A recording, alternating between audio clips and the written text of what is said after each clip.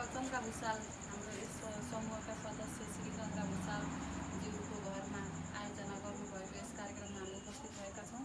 यस समूहका अध्यक्ष श्री सुशीला पौडेल, उपाध्यक्ष त आउनुभएको छैन, कोषाध्यक्ष श्री हरिकला सुवेदीज्यू र सदस्यहरू उपस्थित भइसक्नुभएको छ। उहाँहरूलाई मैले सम्बोधन गर्दै सुशीला के अरे चन्द्रा भुषाल आन्टीको वैदेशिक यात्रा जुन भ्रमण रहेको छ सुखद रहोस्, सोचे जस्तै उहाँले जे सोच्नु भएको छ त्यहाँ त्यो कुराहरू सबै पुरा हुन् भन्ने कामना गर्दै हाम्रो अध्यक्षज्यूबाट सानो खादा उडाएर अघि लगाएर हामीले बिदाई भनौँ अथवा शुभयात्रा गर्दैछौँ। उहाँलाई धेरै धेरै शुभकामना, वैदेशिक यात्रा सफल रहोस्। आउँदै गरेको नयाँ वर्षको पनि यहाँहरूलाई धेरै धेरै शुभकामना। वर्षभरि जे जस्तो भए पनि अब आउने वर्ष चाहिँ एकदमै राम्रो रहोस्, सबैमा शुभकामना। सर पनि आउने तिन एउटा लारी र दुईटा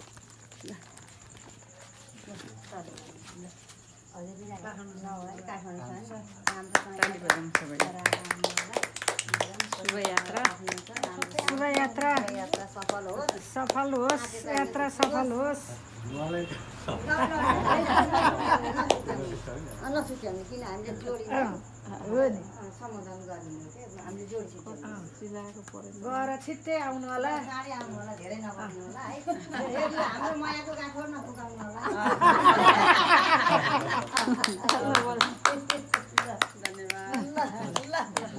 2083 साल पनि नजिकै नै छ। यो पूर्व सन्ध्यामा यहाँ हामीले भजन कीर्तनद्वारा हाम्रो घरलाई पनि पवित्र पारिदिनुहुन्छ भन्ने हामीले सोचेका छौँ। र मेरो वैदेशिक यात्राको पनि शुभकामना यहाँले दिनुभयो, यहाँलाई मुरी धन्यवाद। र 2083 साल नजिकिँदै गर्दाखेरिमा कता कता अब म यहाँहरूसँग अलि टाढा हुने भएँ जस्तो आभास त भइरहेको छ। र पनि हजुरहरूको पनि उत्तरोत्तर प्रगतिको कामना गर्दै हवस्, धन्यवाद दिन चाहन्छु। हाम्रो पनि